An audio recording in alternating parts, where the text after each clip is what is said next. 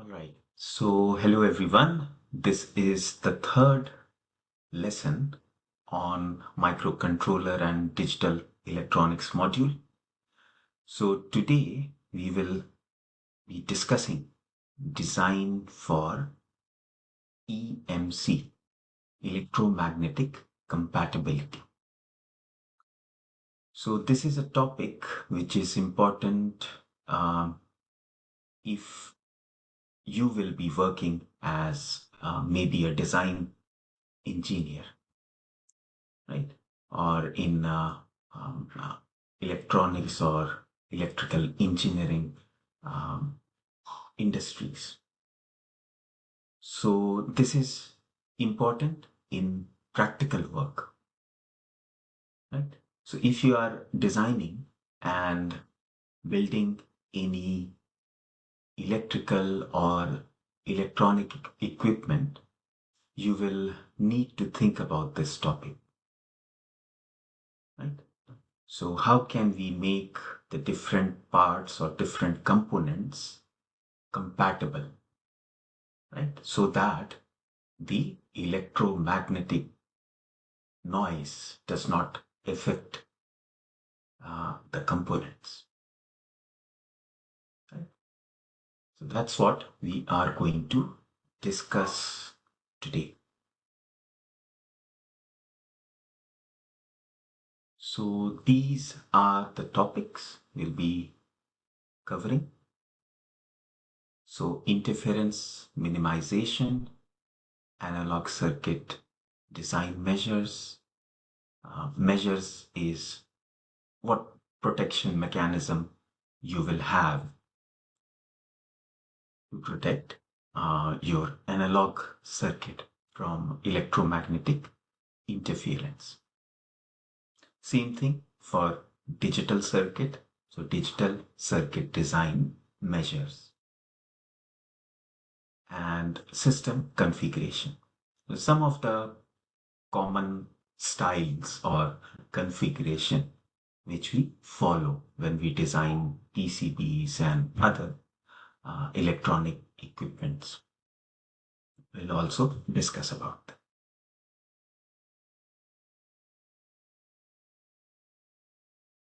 Okay, so first of all, this topic is all about noise.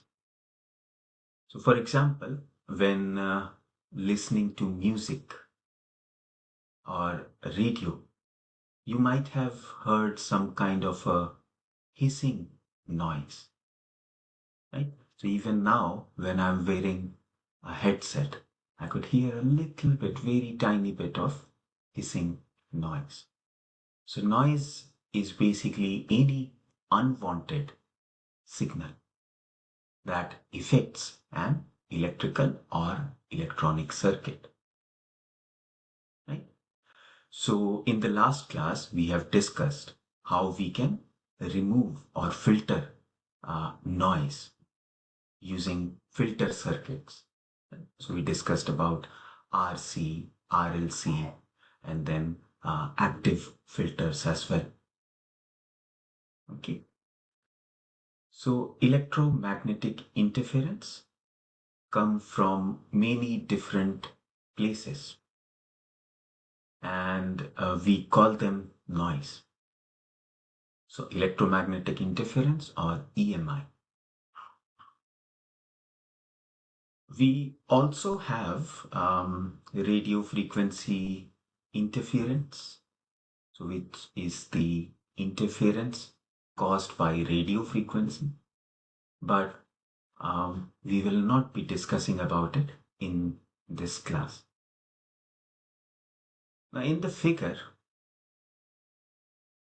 we have got a source which is producing your electromagnetic radiations, and almost any conductor or equipment um, produces electromagnetic radiation or noise, right? So whenever electric current is passed through a conductor, it produces some radiation, Okay, so any component or any conducting equipment, they will produce radiations or noise. Now over here we have a victim, which is another equipment which is being affected by uh, by this radiations from the source, right? So this equipment, it's being affected or being disturbed by the noise. So that's why we are calling it as victim. Okay, so victim is anything or any person who is affected or disturbed by another person or equipment. Okay, so you have a source and a victim. Now over here you have a aerial or a antenna, but it's not necessary that for radiations to propagate you need this aerial. There are other things, maybe a simple wire also, they can act like an aerial, okay, and spread these radiation. So noise from the source can reach the victim in three different ways. Okay, so first of all, it can be transferred inductively. That means we have a change magnetic field. So that means the magnetic field at the source is changing, which is induced into, or basically which induces a changing uh, um, current or a electromotive force, EMF, and which will, in a way, it will produce a current. So you might remember about Faraday law, right? The famous experiment. So you have a coil, and if you pass a magnet through this coil, some EMF or some voltage is produced, right, in this coil. So if this magnetic field is changing,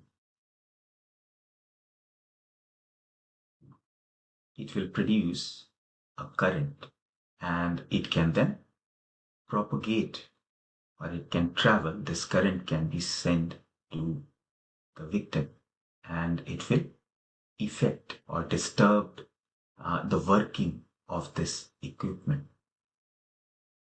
right? So it's not necessary that there should be a physical connection from source to victim.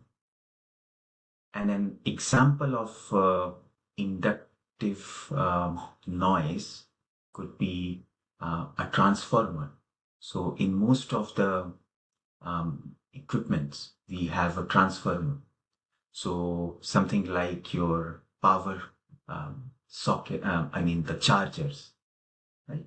So charger of mobile phones or laptop, they have a small transformer, right? Which have this type of a inductor in the coil in them. And also in the circuit, you could have a inductor, right? So those can produce noise and disturb another equipment. Also, we might have conduction. So current flowing from source to the victim through some resistor.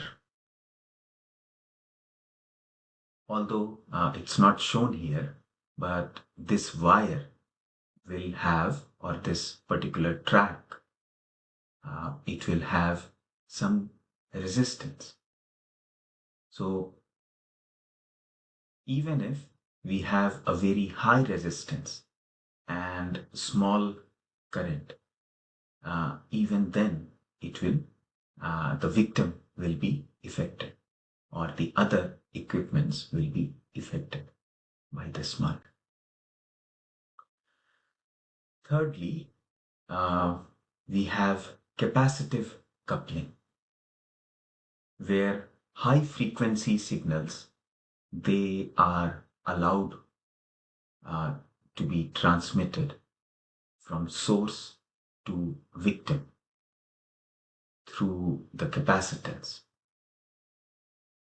Now, in a circuit or in a electronic circuit, you may actually have a real component, a real capacitor, but it is not necessary that you always have a capacitor. Maybe two parallel wires or tracks in PCB, they can also act like a capacitor. Okay.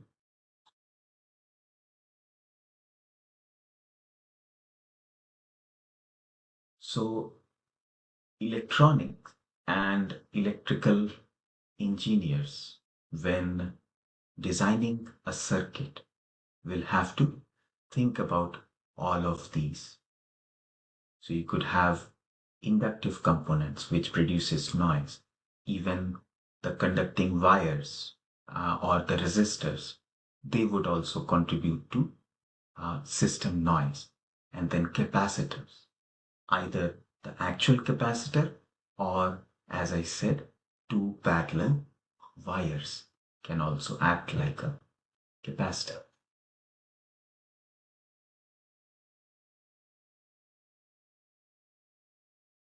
Now, compatibility means two things. They can work well together.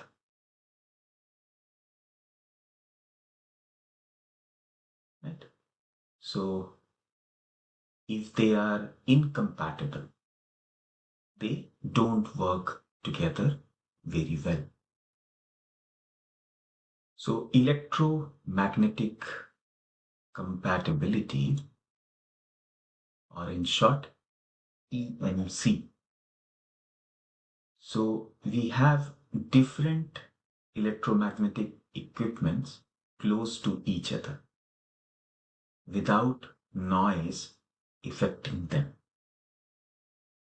That means without any mutual interference. So, so on a PCB, you may have different components, right?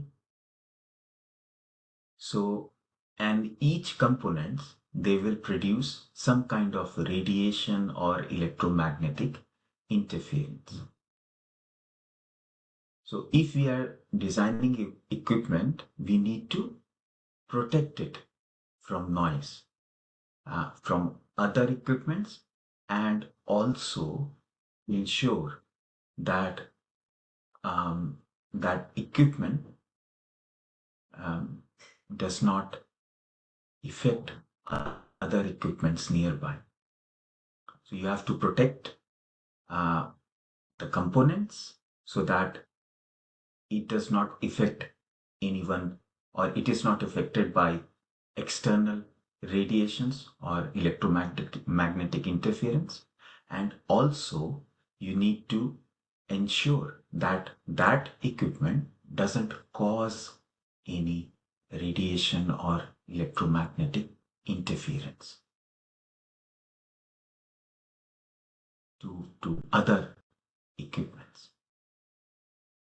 Right? So for example, you have this printed circuit board or PCB, and it has so many components. So something like this big chip here, It may be a processor, a digital processor, and this one uh, could be a 555 timer IC or any maybe analog circuit, maybe op amp, right? Now the conductors in the resistors can work as capacitor. So for example, these tracks here, right? So they are parallel and they are conductors, right? And in between you have a insulating medium. This can act like a capacitor. So even though you are not uh, designing a capacitor, but you might end up having some tracks or some parts of the circuit which would act like a capacitor. Right? Now, similarly, we might have seen this type of a situation. So, although not uh, as worse as this one, um, but yeah, something similar you might have observed. So this is your power sockets. So all the plugs, sockets and cable uh, for 230 volts, they operate or they are carrying 230 volts, 50 hertz main supply. So there is something called as mains hum, and this is again your electromagnetic radiation we get from the main electricity.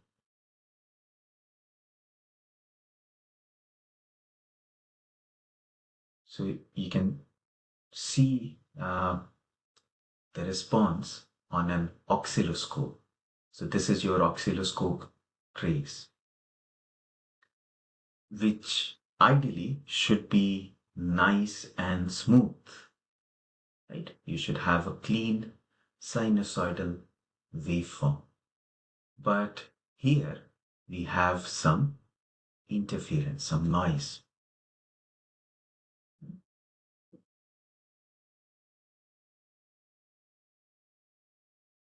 Now, this figure is basically frequency analysis of the signal. Again, spectrum analysis or frequency analysis. So on the x-axis, you have frequencies, and they are on a logarithmic scale. Right? So along the horizontal axis, you have logarithmic scale and frequencies. Along the vertical axis or the y-axis, you have amplitude in dB or in decibels.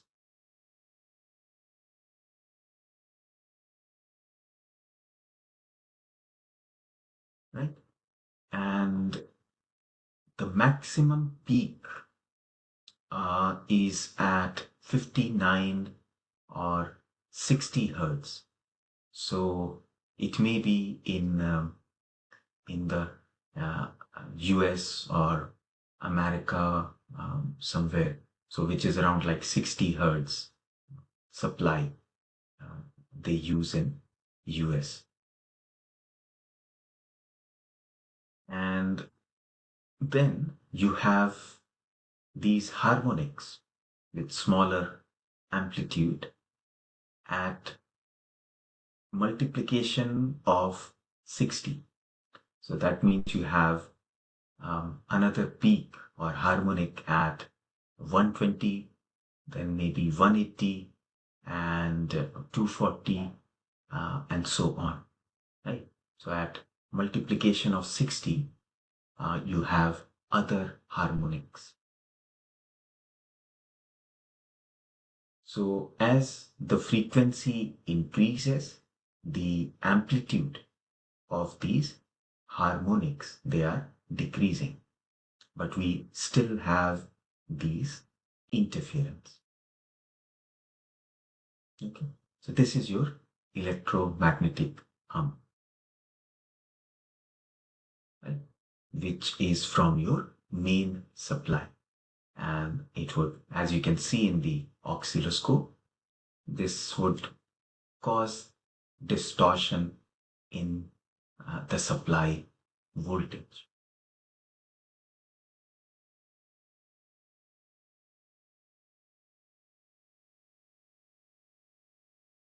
So,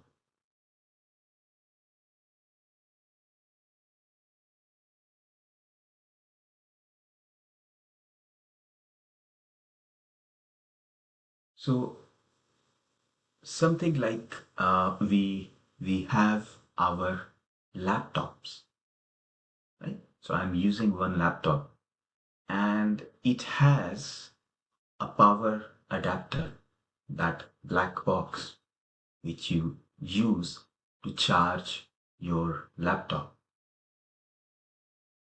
right? So that power adapter is connected to the main supply,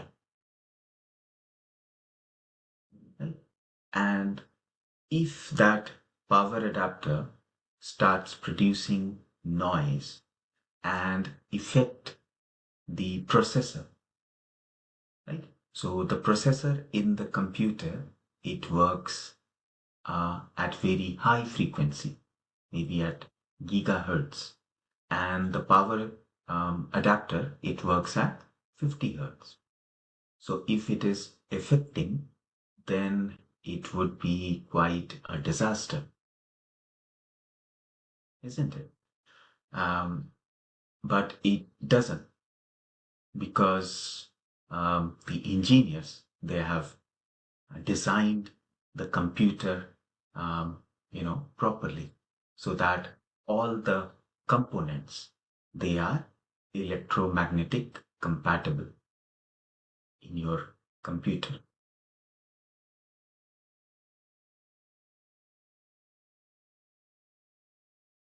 So all electrical equipment may be subject to interference. The environment where the equipment will be operated is important. Equipments may also cause interference for other systems. Right? So your equipment can also cause interference for other systems. So effective design should minimize this. As I explained in the computer, in the example of computer, so you have a effective design which is there to minimize any interference caused by external um, electronic devices, maybe your power adapter or other computers next to each other. Right? They won't cause any interference because they have been effectively designed.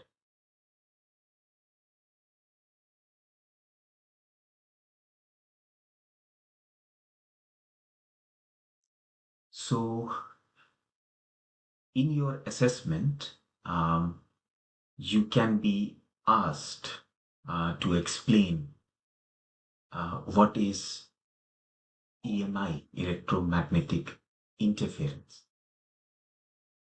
and what do you mean by electromagnetic compatibility? Okay, so from this unit, you may get some kind of theoretical question. There are no numericals, right? So that's like electromagnetic interference and compatibility. That could be one question. And then you can also be asked about CCI to explain it and everything. Right? So let's think how we can reduce um, electromagnetic interference in a circuit. And the first thing we need to look at is CCI, or conductively coupled interference. So this interference occurs when current or electrical energy is transferred from one part of the circuit to another through conductors or through resistors. Okay, that's called your conductive coupling. Now, this will happen when two signals share a common impedance or resistance. It can happen through wires or tracks of PCB, and it will cause corruption of one signal by the other. For example, energy may be transferred from a source to an electrical load. We got a source and a victim sharing a common impedance, perhaps a common ground connection or a common power supply. Right?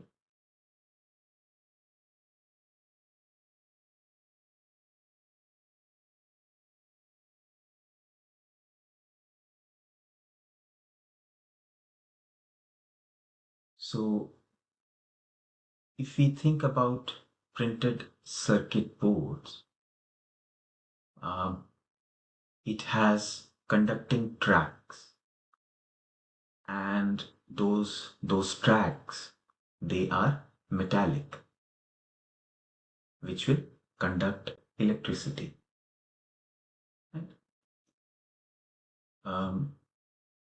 So those tracks, they will have small resistance, and that resistance is distributed along the entire track. Also, you have inductance. So when you pass an electric current through these PCB tracks, it set up a magnetic field. Right? So your tracks, when you pass some current, they will have some magnetic field. They will set up a magnetic field. And they become these magnetic field. Basically, they depend on frequencies, and also, like if you have these tracks maybe in loop, right? So these magnetic field, they will become stronger, right? If you have designed the tracks in loops. So even if we don't want, we end up with resistance and inductance in the circuit. Right? So your tracks will have some resistance, and if your track is in form of a loop, it will cause inductive coupling, you can say. Right?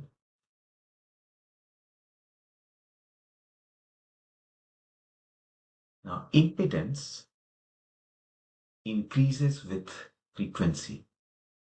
So these magnetic field, they will become stronger with frequency. If we have a thick wire or track, it will be good. Uh, but even with, so if we have thicker tracks, the resistance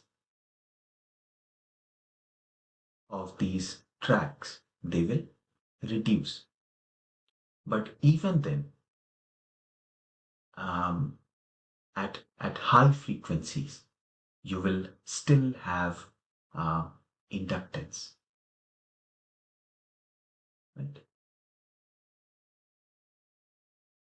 Even with thicker tracks.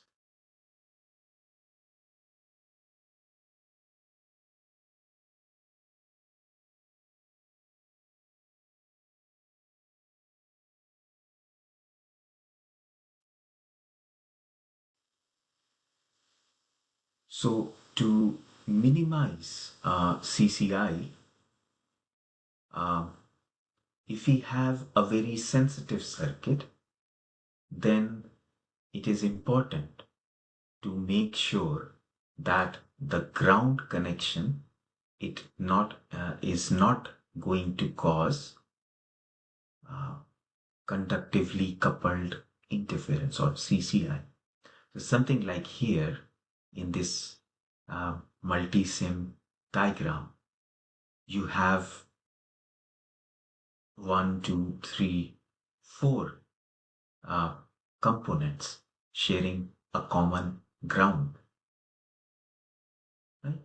So this might affect this might cause CCI, right?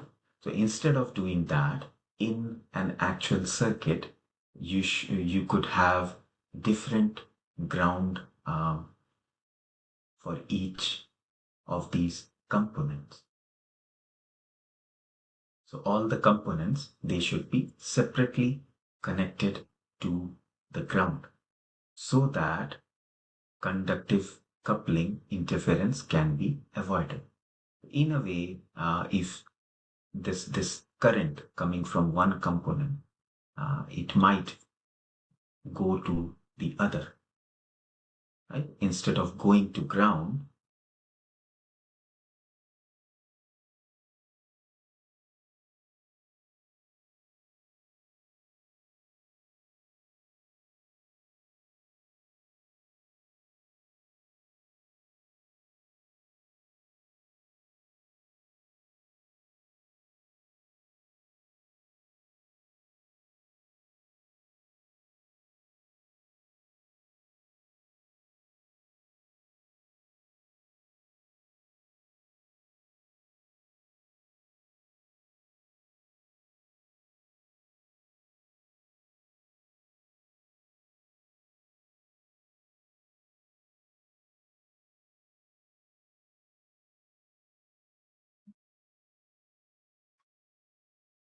right? So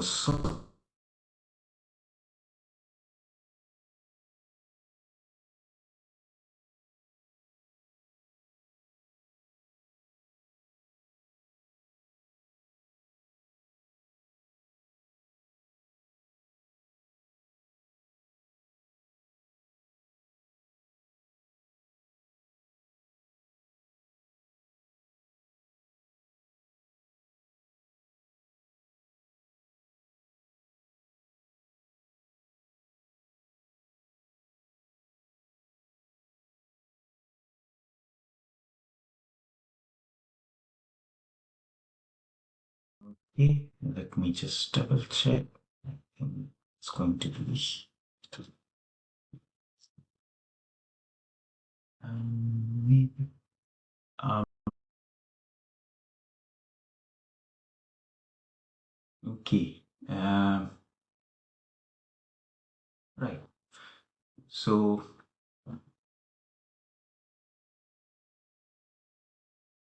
each component should have their own ground terminal, and instead of these loops,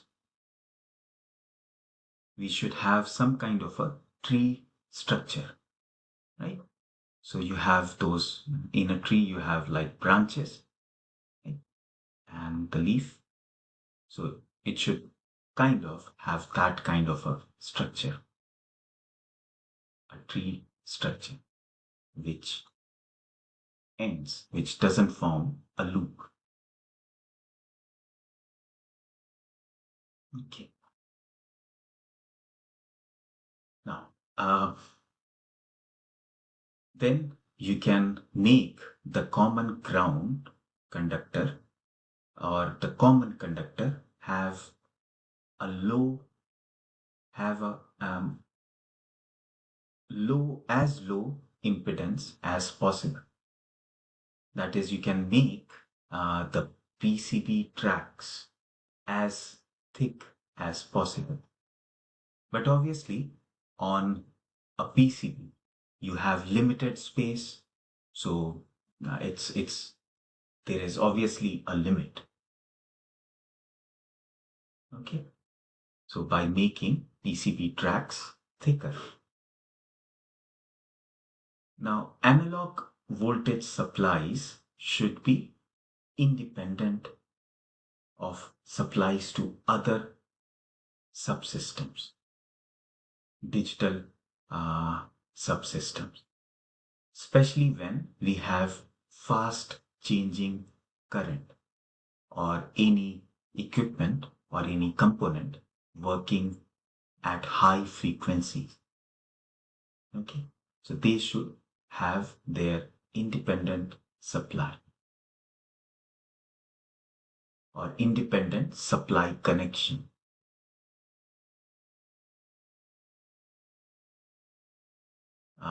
The high frequency components.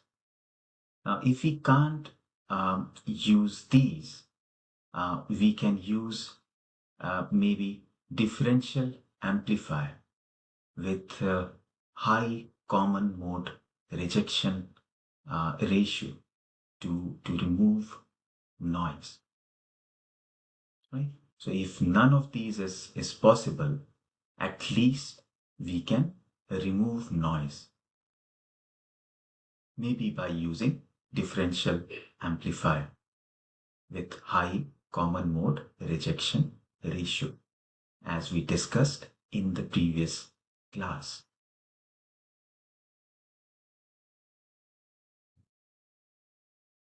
Now we can use an electrostatic screen or shield which will capture any interference and send it to ground without affecting the rest of the circuit.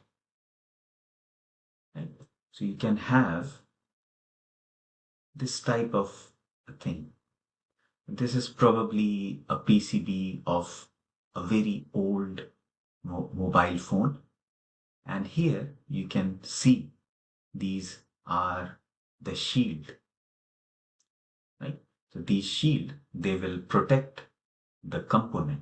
So these are all digital component or electronic component which work at high speed or high frequency. Okay, so to protect them, they are quite sensitive to interference. So to protect them, you can use these kind of screens or shields.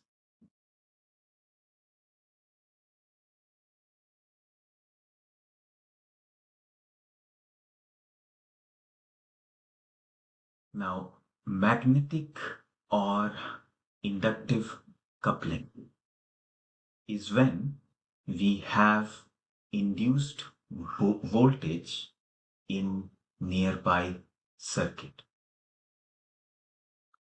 We use them in a transformer, but we don't want them affecting the sensitive circuit.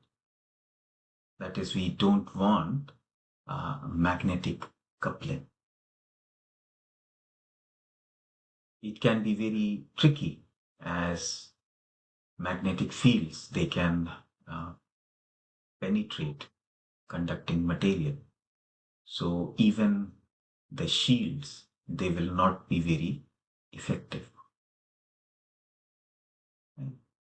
So large inductors may be screened using high permeability shields. So large inductors or maybe like your transformers, you can have a separate uh, shield covering them. Okay. And those shield should have high permeability. So that would kind of contain or restrict any field to come out from those transformers or those kind of equipments, high inductor equipments. Screening the component uh, can be done, but it's not very practical to screen everything, right? You may think like, yeah, you have a screen, so you can protect each and every part. But something like screening the PCB track, it makes no sense, right? Um, so obviously, you should design the components or the PCB properly. Something like here, as I was discussing, here you have a transformer, and here you can see you have an inductor, so many loops, right? So those kind of noise producing components, they can be screened, right?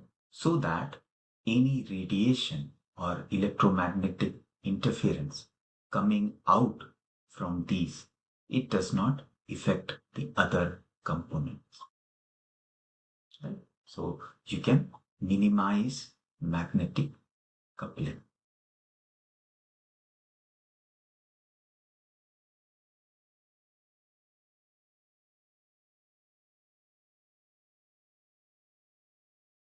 So protection against magnetic coupling.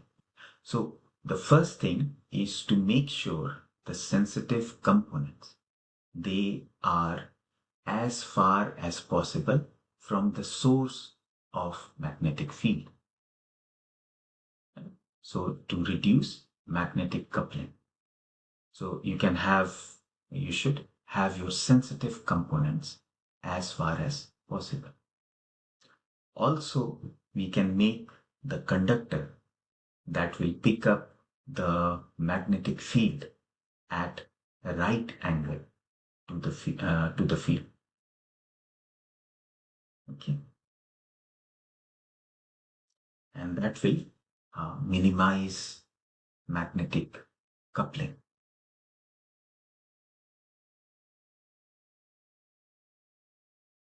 Then the second point here is we can try to minimize signal loops as they are like coils and may pick up magnetic fields. So you should minimize signal loops. Then the third point, it says we should have short cable. Maybe we can use twisted pair or coaxial cables to minimize area of the signal and return ground path.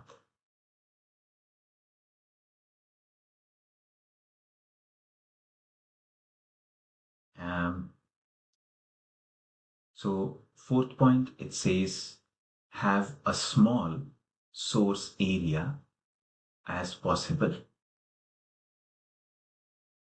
And if we make things cancel out by equal and opposite current, it will be good.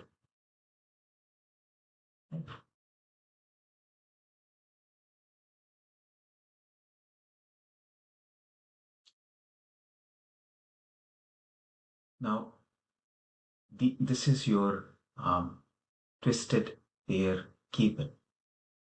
So we have some red, blue, green, and brown cable to carry different signal.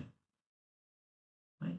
And these white cables, they are your return path, which is connected to the ground. So all these colored cable, they will carry the signal, and the white cables, they are your return path, or they are connected to the ground. So this way it will minimize the magnetic interference. So you have a short return path. Right? So the signal goes into the component, right? Whatever is your component, maybe a IC or something. And as soon as this signal is coming out, it is grounded. It is sent to ground. Okay. So having a short return path would reduce the interference. And also in this twisted pair cable, we have the shield or the screen. Okay, so you have some kind of a metal foil, right, around these cables to protect it from external interference.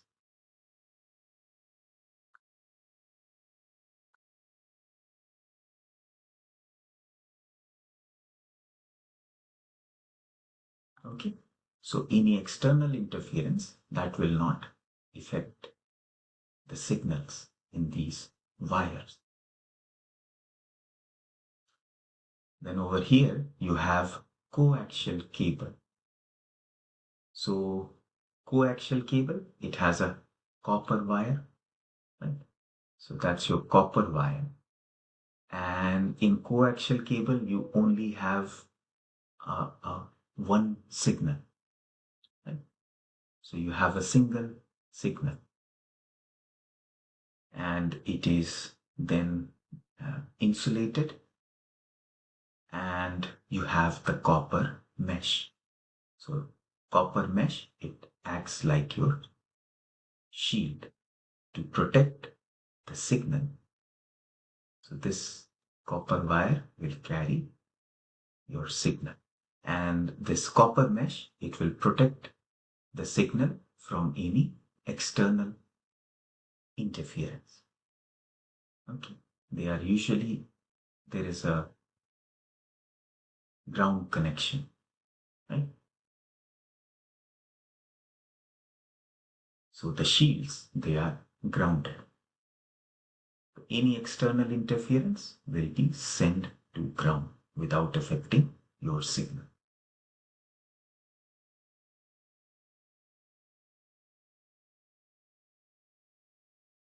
Now, this is a picture of a PCB.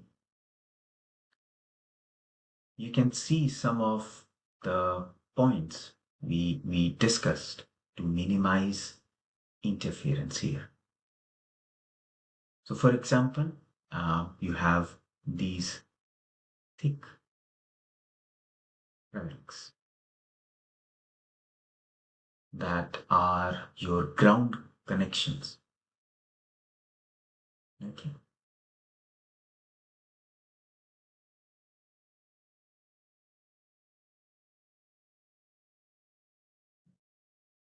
Now, generally, the analog circuits, they are less trouble for interference than digital circuits. Right?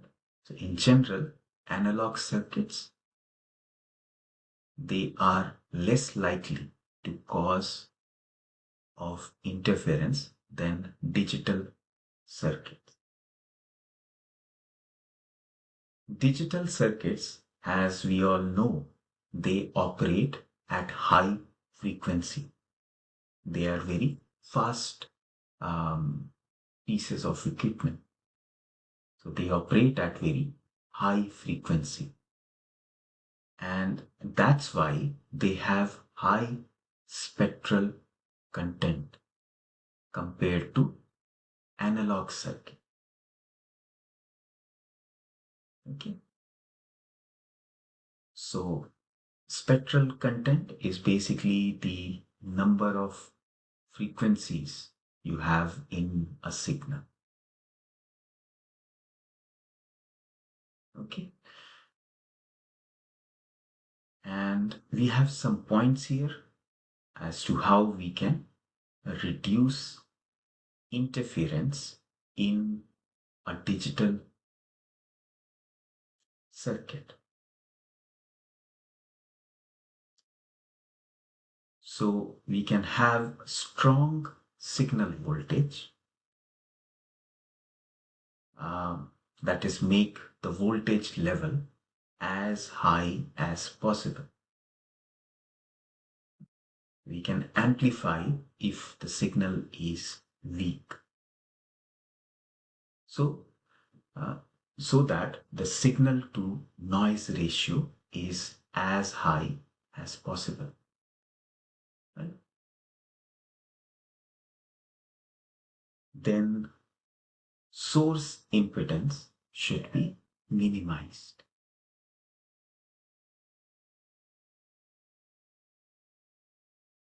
And if you can't avoid high impedance, then we should use buffer close to the source.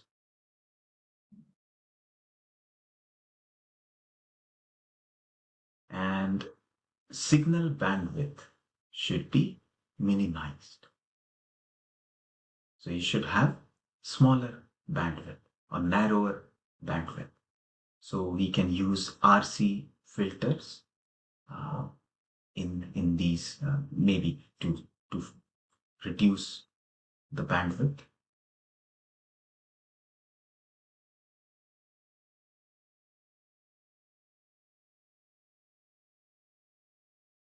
For magnetically induced interference, we should minimize the loop area. Okay. So we should have no loops basically, but if we can't avoid the loop, at least we can minimize the loop area.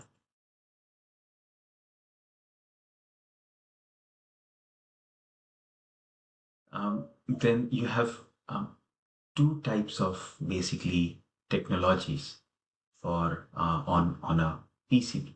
So you have surface mount technology. So you can see in the image here. So this EDI and EEE, I don't know what they are, probably some resistance, special type of resistance, but they are surface mount components, or they are mounted on the PCB using this surface mount technology. So basically it's the soldering is done on the surface, right? Which is much more convenient, I would say. And then you have through hole technology. So where you can see the two terminals of this resistor, they pass through a hole. So there is a hole in the PCB, and this resistor is then soldered at the back of the PCB. Okay, so that's your through hole technology and your surface mount technology. So obviously surface mount technology is more compact and it improved the electromagnetic compatibility. Otherwise, you don't know what type of interference you will be having from the back side of the PCB.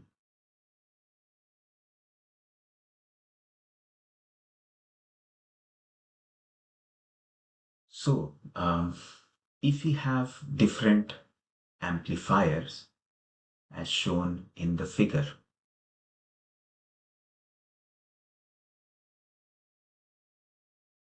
um, and if we can get the output loop, so this is your output loop L3 and the feedback loop to balance, right? So if you could have equal and opposite currents flowing in the output loop and the feedback loop, then we can uh, cancel out the magnetic field or reduce uh, the interference, right? So equal and opposite current, you can cancel out the magnetic field.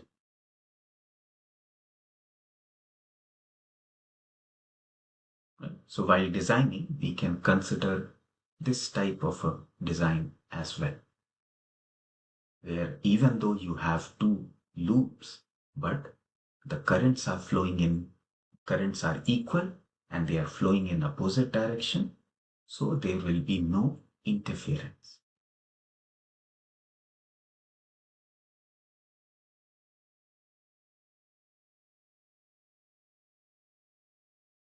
Now, this is a picture of a motherboard, and all the components, they have been designed to be compatible with each other, which is obviously a very big job.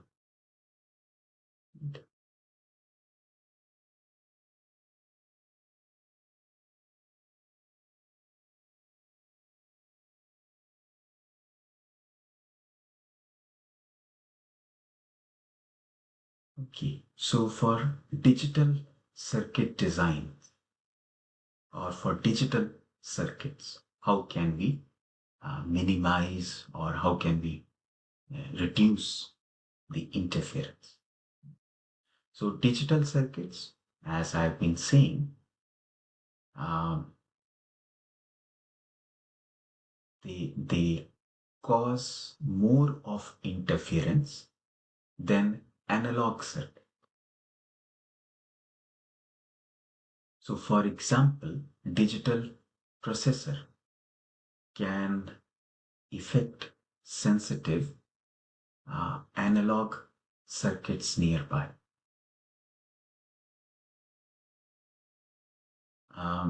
Digital circuits, they have a processor clock.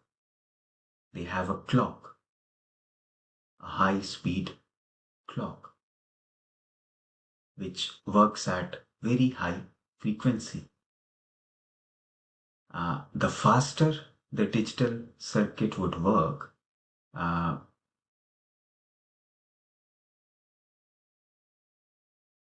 even though this clock will make the digital circuit work faster, but we are also going to get more of noise.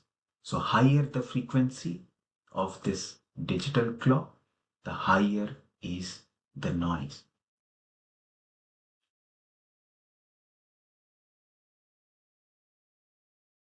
Um,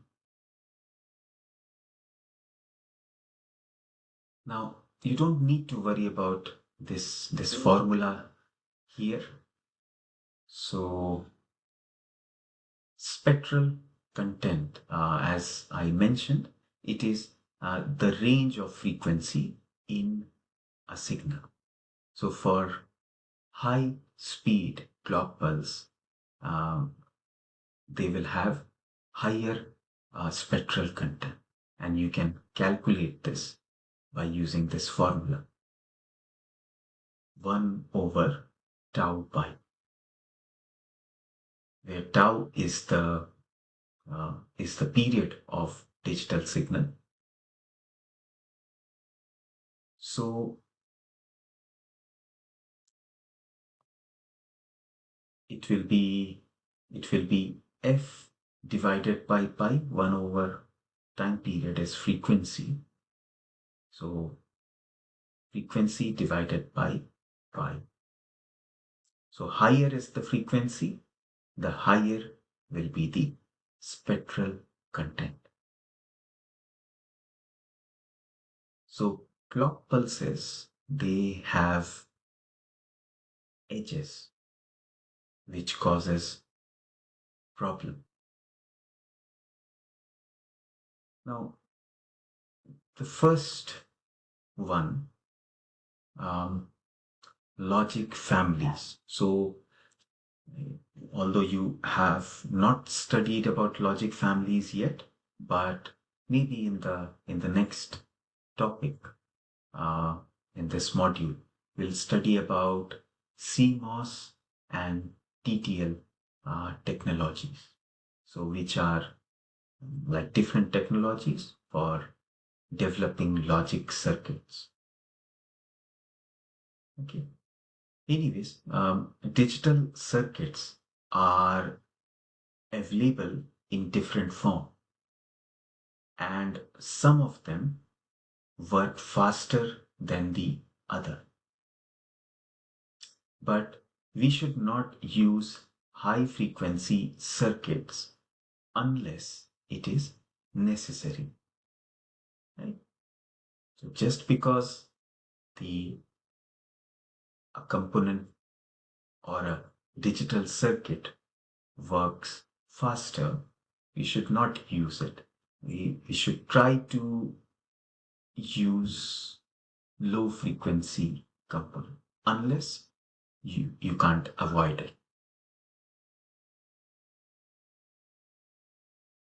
So high speed logic circuit might be necessary for some part of the circuit, but we can have other parts working at lower speed.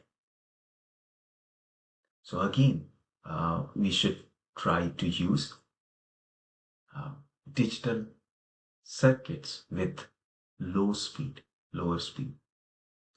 So you may need high speed processing for some part of the circuit, but if it is again not needed in the other part, you should use a lower speed.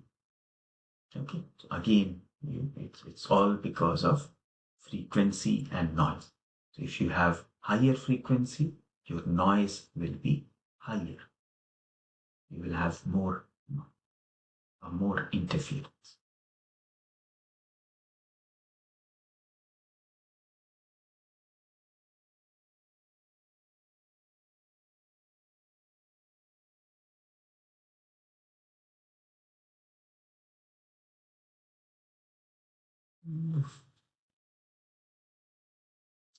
So it is possible to have a digital circuit in which different parts are working at different speed. Now, the parts that have higher speed or faster should have the shortest path.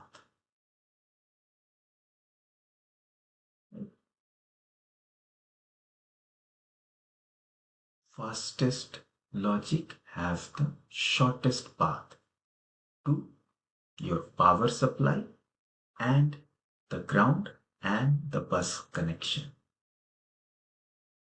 Okay.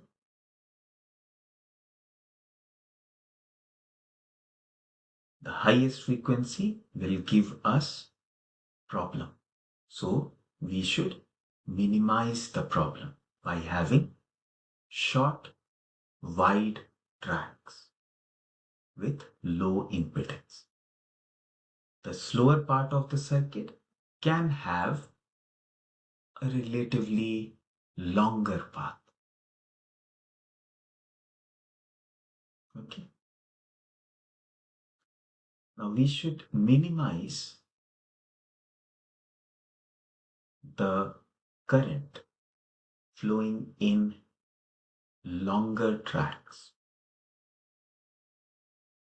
So we can use buffer.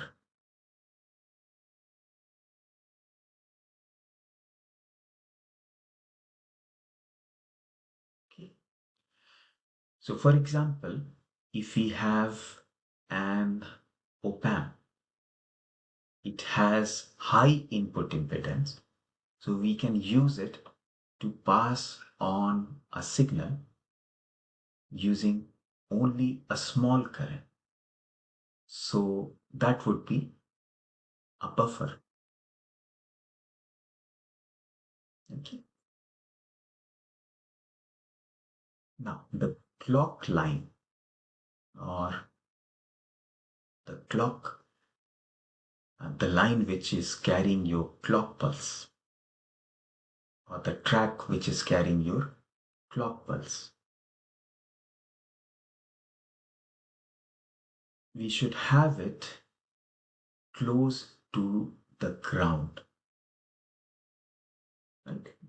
So clock line should be close to the ground track or ground trace. Then it will be helpful. So while designing, you should have the clock line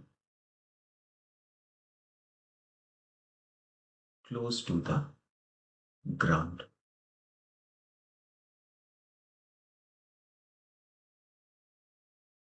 Okay.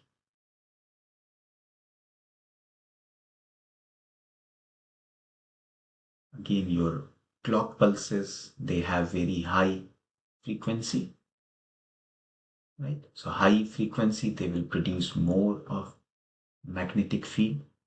The magnetic field will be stronger. So if you have your ground line close to the clock line, so they will be grounded. So interference will be reduced or you can minimize it.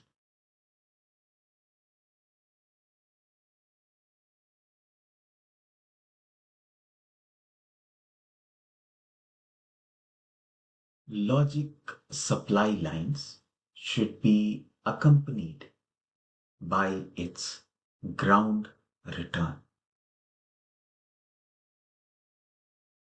Minimize the area defined by high frequency supply current. Track width should be made as wide as possible. Okay. Then we can use decoupling capacitor. Right? Decoupled capacitor. Each digital IC should be decoupled at the supply pin with low inductance decoupling capacitor.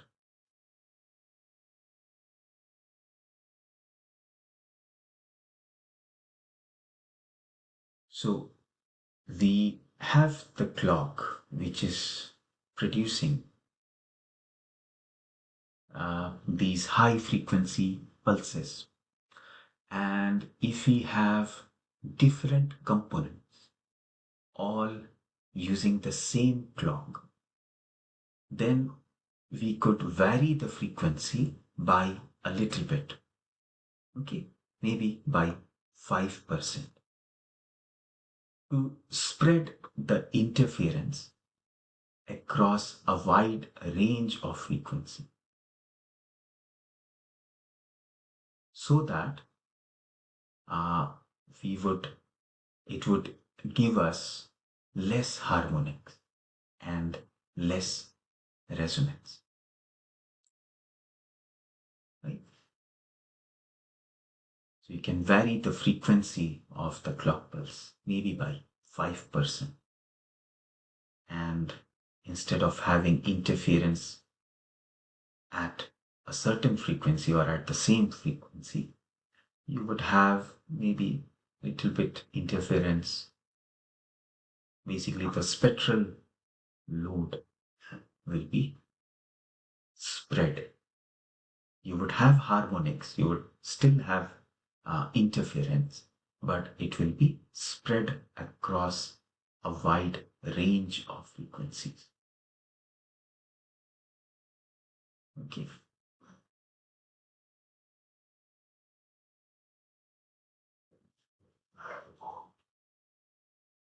Lastly, system configuration. We need to think about the configuration of our circuit beforehand. That is, before implementing our circuit, we need to think how we will put the components on a PCB to minimize the interference. Now, there is no point shielding the component afterwards. So we should, while designing only, we should take care of that. We should have a architecture and a layout.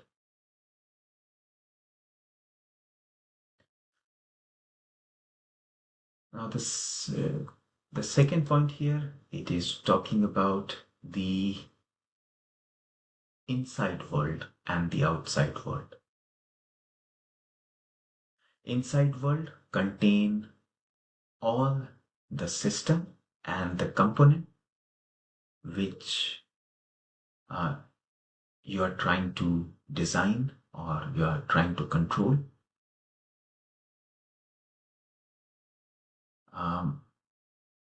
And outside world are any equipments which are outside. So that equipment will work in the outside world. So anything outside that can cause interference or anything outside can also be affected. So again, you should think or you should consider your equipment as a source as well as a victim. Right? So while designing, you should consider that your equipment or your circuit doesn't cause interference, and also it is not affected by interference from outside or from other equipments.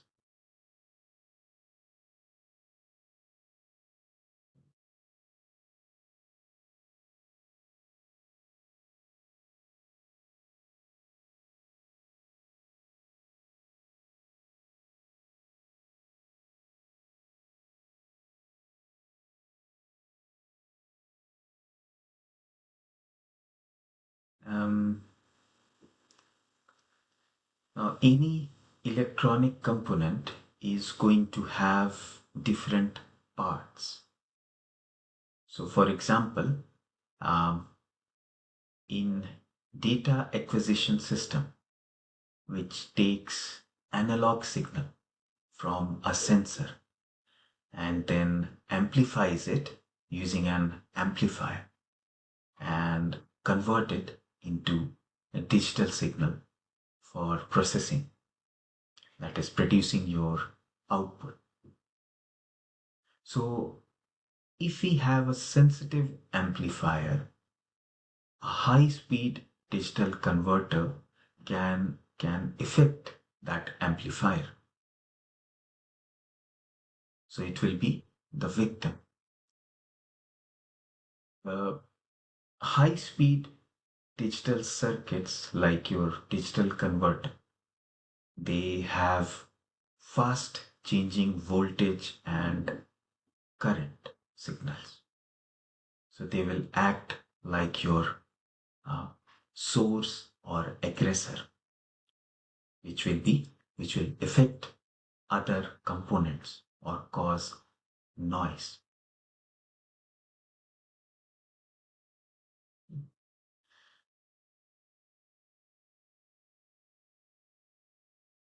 So this is maybe some kind of a electric electronic circuit where you have the inside world, where you have all the parts of the circuit, and then you have the outside world. And they have other things like your transducers or sensors, which will um, which will already have noise in them. And then you have COM port, so maybe some internet connection, and then power supply from the main, and then maybe some control signal. You will take all these um, signals from the outside world, and they might be coming into the circuit through some cable. Uh, so you have this section screen bonding. So you have some screen here, or they will filter out any noise. So you have screen bonding filtering parts here.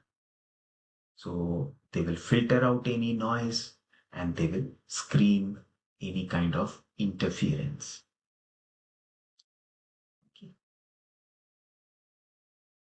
Now, at the bottom, you have your power supply unit, PSU, switch mode power supply, which have high frequency transformer. So we are going to keep the sensitive parts of the equipment as far away from this PSU, right? So this is your noise causing part, or this is your aggressor. Now in the middle, we have some high speed circuit, which is again separate. So we will keep all the sensitive parts together and separate from the high speed component of the circuit. And again, you have the input output component, which will be separate from the sensitive circuit. Okay, this is kind of a basic configuration which you should follow while placing the components on the PC. So we are trying to get as many components onto a PCB as possible in the smallest possible area. It might be tempting for the tracks to cross over, right, into different area, but we should avoid. Right? So instead of having multiple tracks from the sensitive to the high frequency area, you can have a single track and then have multiple connection to that single thick track. Okay. we should only have tracks crossing the sensitive area to the input output area that is needed, which is um, required to connect them. Okay. And so the most sensitive component should be placed first, right? So most sensitive or susceptible components, they should be placed first. Also, the noisy or noise causing components should also be placed first. Then other components. So you should allocate the spaces for sensitive as well as noise causing or noisy components, aggressor, on the PCB first.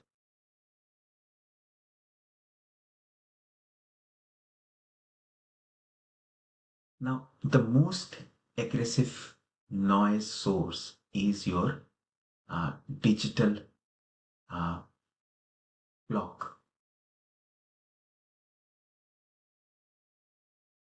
right? Which works at high frequency.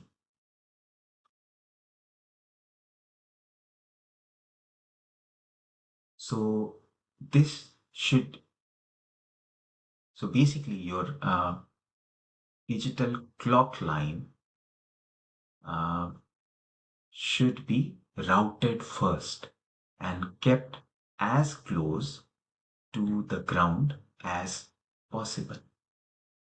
So all the digital circuit have a clock pulse which should be routed first, and they should be kept as close to the clock pulse or the clock line and the ground track.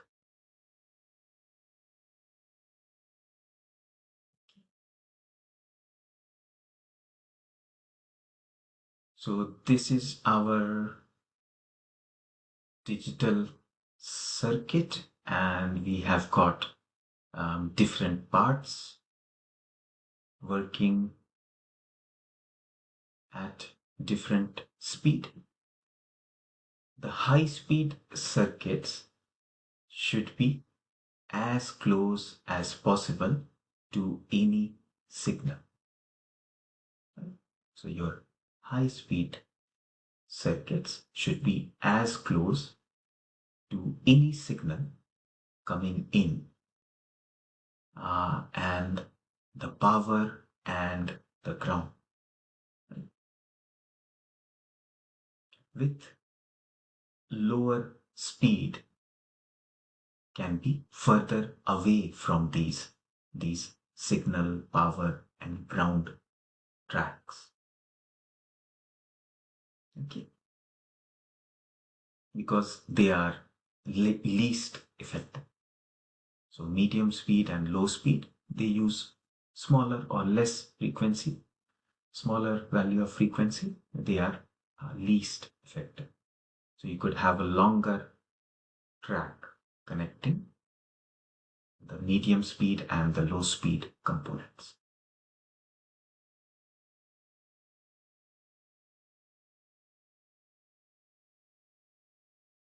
Now here we have digital circuit, and in this example we have AND gate.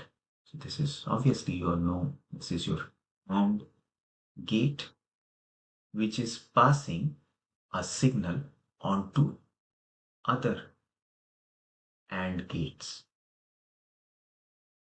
We have got a certain fan out, so it passes a signal in form of current. Okay, this AND gate is passing the signal in form of current. What we could do is use a buffer. Okay, so this is your buffer with a high input impedance, and that will reduce the current.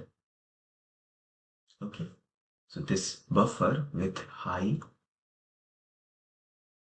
input impedance, so it will although reduce the current flowing to these AND gates, but um, still some small current will flow to the AND gate, which will be sufficient for these AND gates to operate. So with a smaller current, we will have less problem with noise. Okay, so it's going to be important when you have a long line, example, a bus line or parallel conductors like the address bus or the data bus. Okay, so in those buses or lines, we should try and use a buffer and minimize the value of current flowing in those conductors.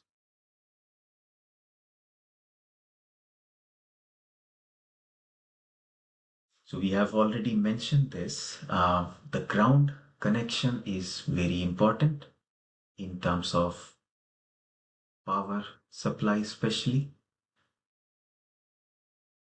So ground connection serves or acts as a return path for the current. So ground impedance should be minimized. That means we should have a thick and a wider track, which will give us minimum impedance and also reduce the problem with grounds.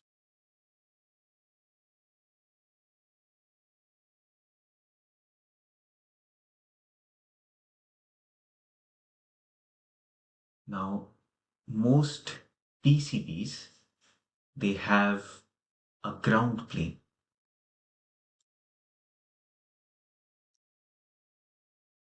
Right? That means so ground plane here, mid layer is your that's your ground plane, layer number 2. So it's basically the whole flat surface which acts as a ground. So that's the lowest possible ground return path. So in a multi-layer board design, something like this one in the figure here,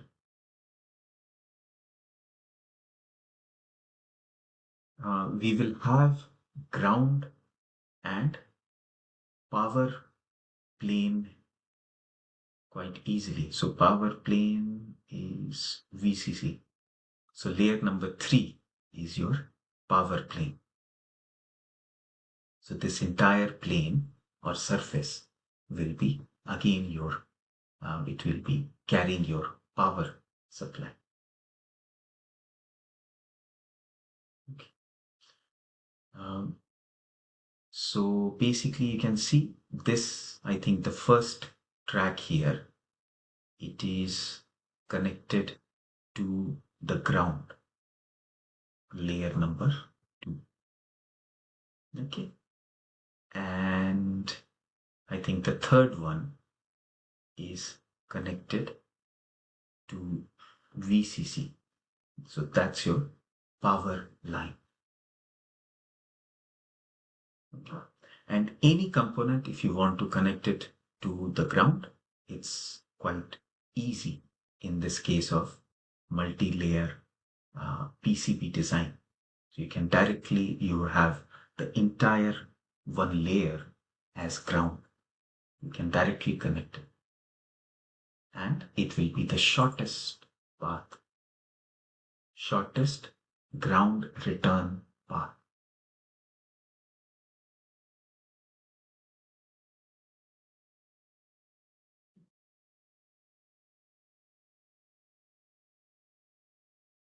power distribution system.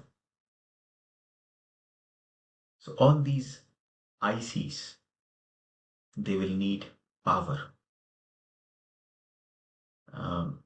We should avoid looping. So something like label them figure number 1 and figure number 2. So in figure number 1, you can see we have lots of loops, right, connecting the VCC to all these ICs.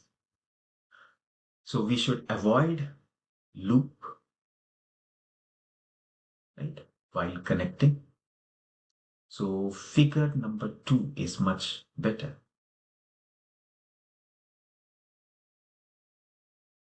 Right? Figure number 1 is not so good because it has uh, loops which are covering bigger areas. Right? So this entire area will be affected by electromagnetic interference. Whereas here you have like smaller area and maybe the direction of the current will be maybe equal and opposite. So you may be able to cancel out some of the interference. Okay. And plus the loop area is small. So this is good.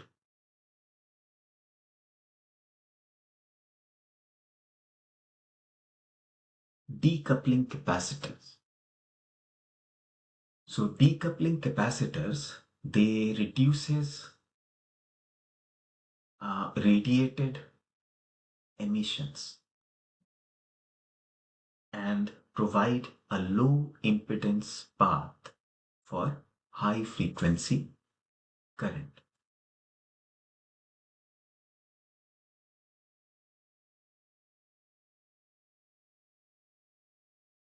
Now the figure on the right hand side, this one, let's call this figure number 1. So we have current flowing through a large area. You have a big loop. Whereas in the bottom one, figure number 2, let's call it, we have current flowing through this capacitor in much smaller loop. Okay.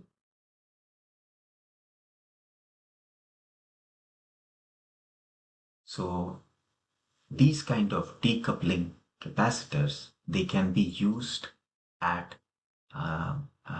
the output of your circuit and provide a low impedance path and also reduce any kind of radiation.